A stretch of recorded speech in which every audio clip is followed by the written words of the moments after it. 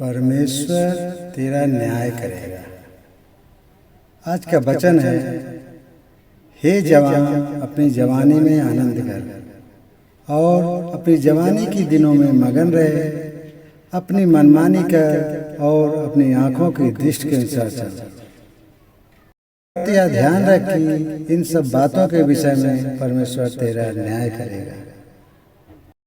जवानी के दिनों में बहुत सारे लोगों को ऐसा लगता है कि मुझे मेरे जीवन में परमेश्वर की जरूरत नहीं है, मेरे आत्मविश्वास से और कोशिशों से मैं सब कुछ हासिल कर सकता हूँ।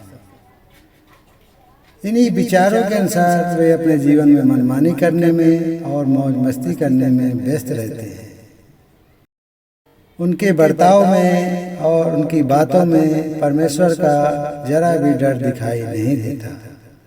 इस प्रकार वे अंधकार के रास्ते पर से चल रहे हैं और परमेश्वर से दूर होते जा रहे हैं। परमेश्वर इन वचनों के द्वारा सारे जवान लोगों को सतर्क करते हुए बता रहा है कि हे जवान अपनी जवानी में आनंद कर और मनमानी कर और अपनी आंखों के दृष्टि के अनुसार चल। परंतु इन सब बातों के विषय में परमेश्वर तेरा न्याय करेगा। यह हमेशा ध्यान में रख, परमेश्वर ने इस संसार के हर एक मनुष्य को आज़ादी दी हुई है। खुद को पसंद आने वाले निर्णय लेने की और बर्ताव करने की पूरी आज़ादी परमेश्वर ने हर मनुष्य को दी हुई है।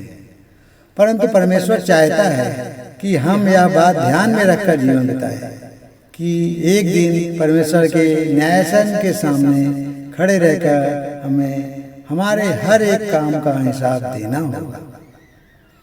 परमेश्वर ने हर एक मनुष्य को अपनी समानता में बनाया हुआ है, इसलिए कि हर एक मनुष्य परमेश्वर की इच्छा के अनुसार जीवन बिताए। परमेश्वर की दी हुई आज़ादी का इस्तेमाल करके हम परमेश्वर को पसंद आने वाले कामों को और बातों को चुन लें और उसे पसंद करते हुए जीवन बिताएं। पर इसके विपरीत इस आज़ादी का इस्तेमाल करके परमेश्वर को पसंद ना आने वाले निर्णय लेकर हम उसे दुख देने वाला जीवन भी बिता सकते हैं।